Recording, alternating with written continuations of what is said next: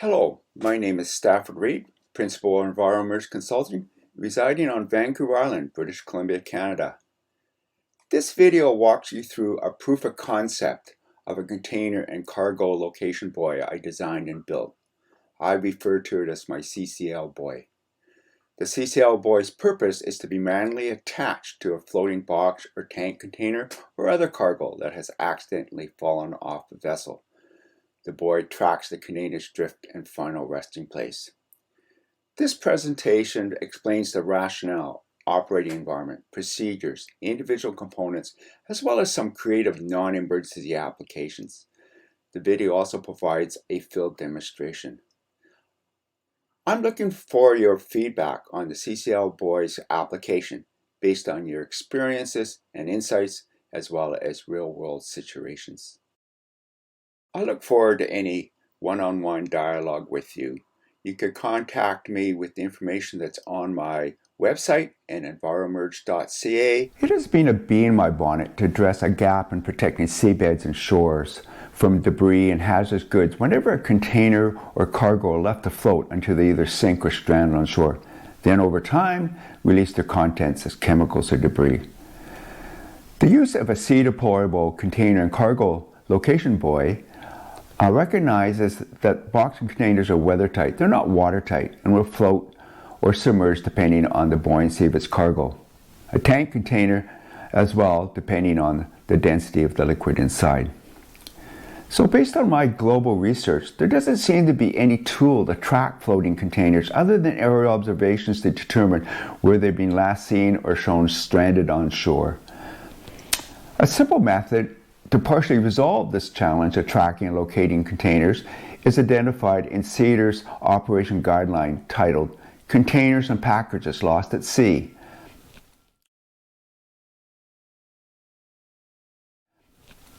This European guideline suggests marking a floating container with a buoy or beacon identifiable by satellite tracks and visible marks.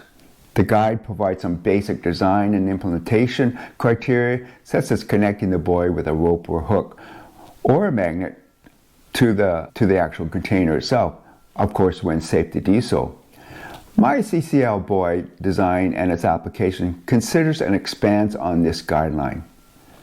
The CCL buoy concept is not to tag every container encountered at sea, but as many as possible. As such, my objective was to keep the unit cost of each CCL buoy as low as possible to encourage having several on hand to track multiple containers and a willingness to lose a few if an attached buoy submerges along with the container in deep water. The operating environment for my CCL buoy is primary coastal waters versus offshore oceanic. This is the region that smaller crafts can reach, such as coastal guard vessels, search and rescue boats, as well as vessels of opportunity, such as coastal First Nations guardian vessels. It's also the region that has the highest ecological and commercial values, vulnerable to the sunken containers and the release of its contents. And lastly, the depth of coastal marine waters are often within the reach of salvage operations to recover sunken ones. The CCL buoy is designed for short duration deployment, such as a week, compared to oceanic buoys designed for month-long operations to measure such things as large current systems. The CCL buoy has two basic components: a mechanical attachment assembly that's housed in this orange box at the bottom, and an electronic location system that's in this clear case at the top, nicely bundled with a Velcro strap right now. I'll provide a field demonstration in a moment. Here's just a quick summary of its operation. The CCL buoy is attached in a time-sensitive emergency setting. The procedure is predicated on arriving on scene by a vessel or on notification of the loss in containers or other cargoes. On sighting a floating cargo box or a tank container, a lead line with a magnet is attached to it by manually tossing, when safe to do so, of course. Other attachment options include using a carabiner or just tying it on, which is, of course, it's much more cumbersome. The lead line is connected to a fishing line reel assembly attached underneath the CCL buoy once secured and activated with its automatic identification system and strobe lights. It's tossed overboard into the water, and tracking now begins. As long as the container or cargo package stays floating, the lead line in the buoy remains connected. Its drifting path is tracked by the automatic identification system data to a satellite, and the strobes provide a hazardous warning to mariners and assist in visually locating the buoy by sea or by air. Should the container begin to sink, the fishing line will unreel up to 130 meters or 430 feet. Then reeling of the line extends the tracking of the slowly sinking container or cargo package. If the container rests on the seabed at a lesser depth, the CCL buoy remains on the surface and ceases to move and provides the location of the final resting place. However, if it sinks beyond the length of the fishing line and lead line, then the CCL buoy submerges and ends its tracking. At least the location of the last single is an estimated location. There are other ways to use the CCL buoy, particularly in unsafe sea conditions. You can deploy the CCL buoy unattached, but with its lead line extended with a magnet or other weight attached to the bottom end. The CCL buoy now functions as a drift buoy, simulating the semi-immersed containers or cargo packages. You can then use the automatic identification system data, or otherwise known as AIS data, to track and simulate trajectories. If you want to adjust the wind effects versus current, then you could deploy the CCL buoy without the lead line and reel assembly so it floats above the water surface. By deploying different configurations at the same time with multiple CCL buoy deployed, one can combine the tracking data for current and wind to model some trajectories and potential shoreline groundings. I advocate that response equipment have day-to-day applications or other emergency functions, so not to become a stranded asset stored in a cabinet for a once-in-a-many-year event with a dead battery or a missing part. For example, during an oil spill, a CCL buoy can simulate an oil vector-based trajectory, taking into account that oil drifts with about 3% of wind speed and about 100% of current speed. In a non-emergency setting, there's options of using the lead line deployed as a current drogue or removed as a wind drifter, allowing the CCL buoy to be used for non-emergency research into coastal currents, wind trajectories, or combinations thereof to support better pollution trajectory modeling or support coastal resource management. The automatic identification system is a Globalstar spot trace. This is a third-party device that requires activation according to set parameters and to view and record the AIS-generated trajectory data. I'll address this matter in more detail when I unpack the CCL buoy, beginning with the mechanical components in this orange box, and then the buoy itself in this clear case with its electronic components. My build approach was to acquire off-the-shelf, easy-to-purchase, inexpensive, and assembly-friendly materials. I don't even own a soldering iron. The process of acquiring and testing the components was a lot of trial and error, well, mostly error actually.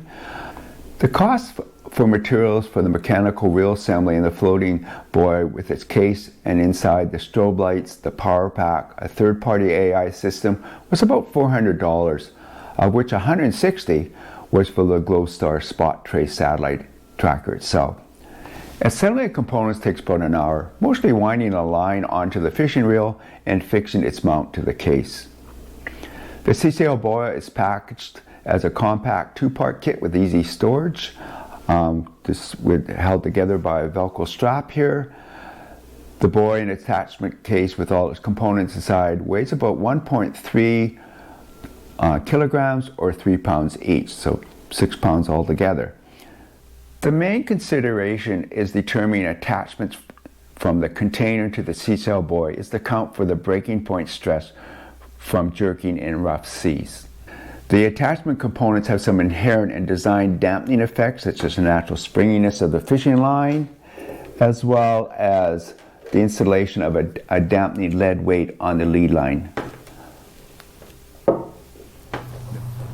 The primary means of attachment is using a small magnet. After 6 different attempts of testing for strength versus size, I decided on this 5 centimeter or 2-inch diameter rare earth magnet.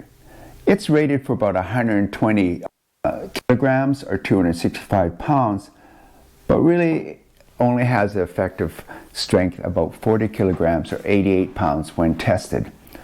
A lesson learned is that specifications for components are often about half of the actual amount. Here's a short video of a test of the magnet strength on an actual container. So we give it a go, and we'll give it a pull, give it another pull. Okay. So we're going to do a pull test with a magnet actually on a container. And these magnets, they could be rated up to over 200 kilograms like this one, but the actual magnetism is a function of the nature of the steel. I've had up to 40 kilogram pull on this on some metals, and then this time we're going to try it on a container and see what we can find. So let's have a little pull test. And here it was quite low at 10, so it's quite variable. Minimum 10 kilograms pull up to 40 kilograms pull. A second approach is to use the loop within the lanyard and using a carabiner to reach over and connect to the target cargo if it's non-metallic and still has some attachment potential. The most cumbersome way is to actually tie on the lead line itself, which are left about 1 meter extending past the magnet for this approach. The lead line, or the lanyard, is a bright color neon paraguard, which is about 7.5 meters or 25 feet long. The lead line facilitates handling and provides visibility over using just the fishing line. A floating foam loop near the attachment end is used to deploy by hand or recover with a mooring pole. The float also stops the lead line with its magnet from sinking. There's a small lead weight of about 100 grams or 3.5 ounces. It's connected to the up end of the lead line or lanyard where next to the fishing line. The weight acts as a shock absorber to mitigate jerking between the container and the floating buoy to prevent unreeling of the fishing line when both are floating. Also make sure that the fishing line is hanging down to reduce tanglement on the fishing reel itself. The lead weight can also be used when the CCL buoy is unattached and applied as a current trajectory device. The lead weight is attached to the bottom of the lead line to make it suspend downwards, and the line and the weight creates water resistance, somewhat like a small sea drogue. The fishing line is a 4 braided and rated for 27 kilograms or 60 pounds, but actually tested out as 18 kilograms or 40 pounds.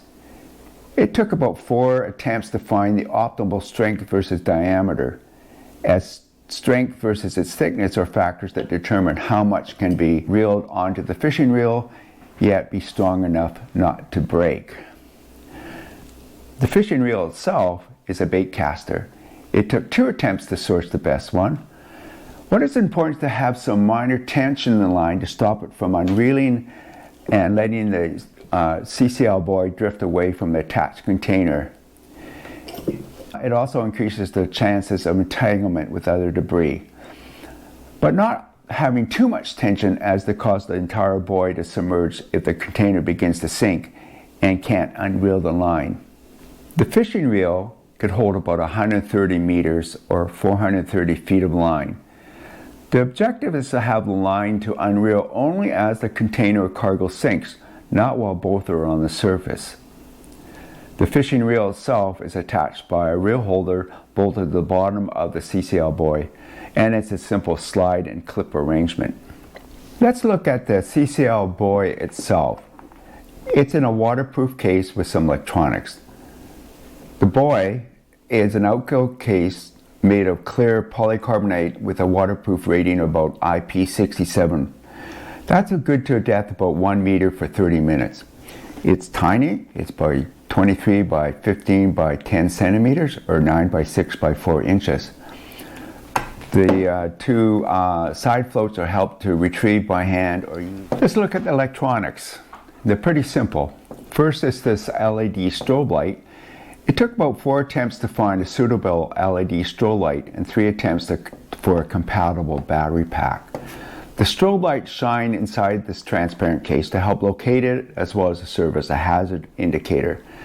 This high-intensity strobe light is used for motorcycles and drones. The battery, 20,000 milliamp hour power bank with a USB output for the strobe light. The strobe lasts for about 5 days. You could put a 40,000 milliamp power bank to be used. That's about the maximum size that will fit inside this case, and it will extend the duration of the LED strobe light. It's important to find a quality power pack, as there are a lot on the market that are just not up to standard. So, pretty simple, the power pack, battery with a strobe light sitting on top, attached with Velcro, sits on top of the sponges at the bottom of the case, just like that.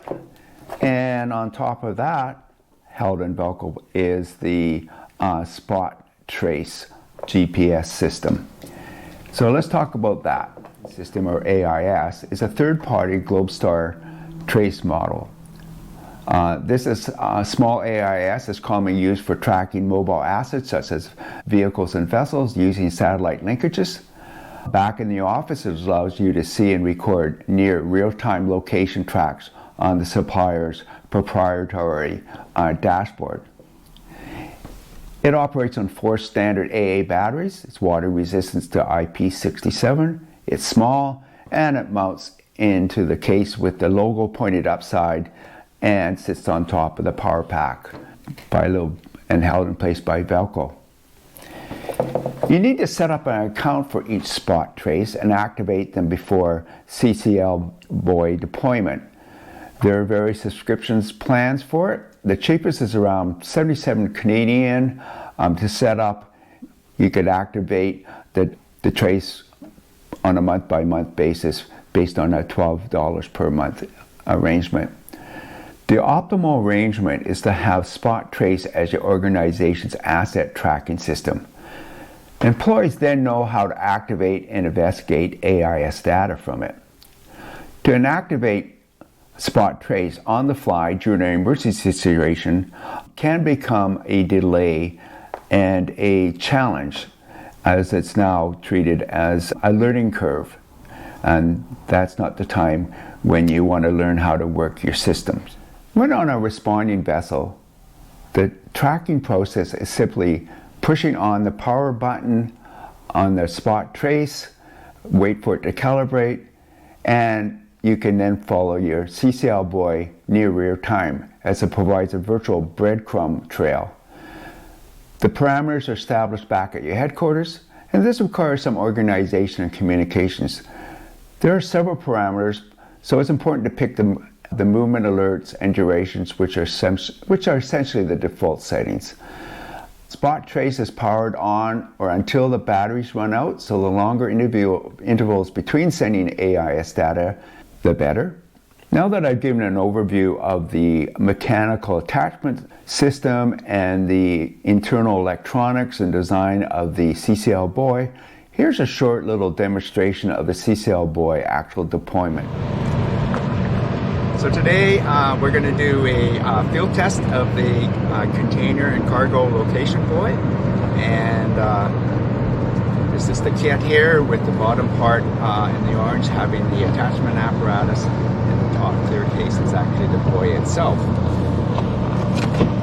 To simulate a container, a tank, I'm just using a propane tank. There's a hole cut in it, and throw that overboard, and I have a lanyard here to retrieve it.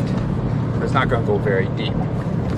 So beginning with the whole process is to actually open up the kit and start bringing out the materials for attaching. And the first part, of course, is the actual fishing reel. And that gets attached to the bottom of the buoy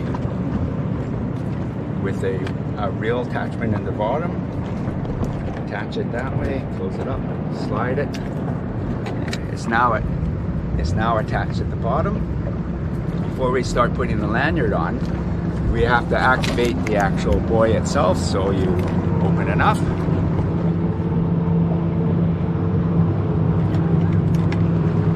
And on the top is facing up is a spot and trace GPS system, which is a self-standing piece of technology. All you have to do is push this button and at the front, let it calibrate, and put it back on in with the spot up. And that's the system to tell us what location we're at. And then we turn on a little power pack here. Push a button here, and we have a LED strobe light to find it. Locate it, close it up, close the lid, make sure it's locked up properly, and now that is ready to go. So we put that to one side.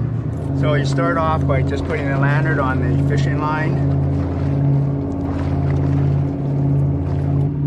So that's hooked up there. And one little piece you add to this is actually a small little lead ball, about 3.5 ounces, and that acts as a shock absorber.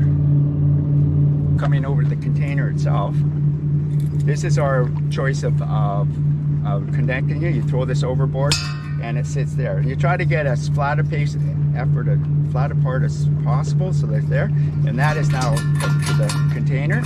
The other option, of course, is to use a carabiner and use this handheld thing and attach it that way. Now that's attached with a carabiner, or you can tie on with this little extra piece of string. You could tie it on, just tie it on if you want. And by this time we're just going to use the magnet. And this little handle here allows the magnet to float so you could retrieve it. And of course, if you're in high seas, you're going to probably use the magnet and throw it overboard. So we're going to put the container overboard. This is it going overboard. So you've got about 20 feet of lanyard, and you can see that the magnet's holding the thing, and we just got to get some water going into this. Okay, and that's the lanyard's now out.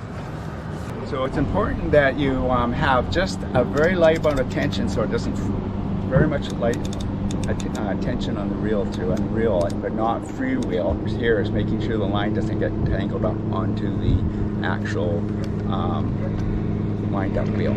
So we'll put it in the water now.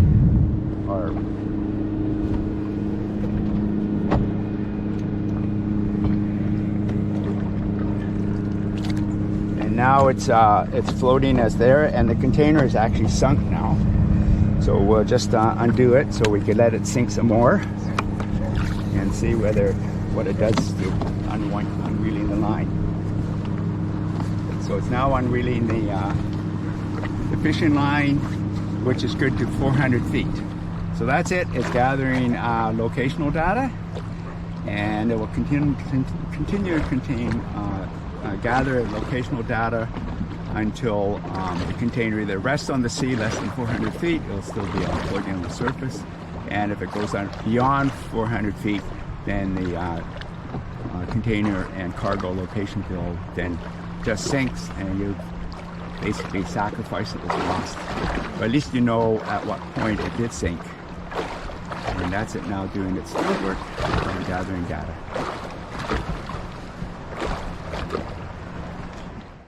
This is an example of the spot trace data dashboard.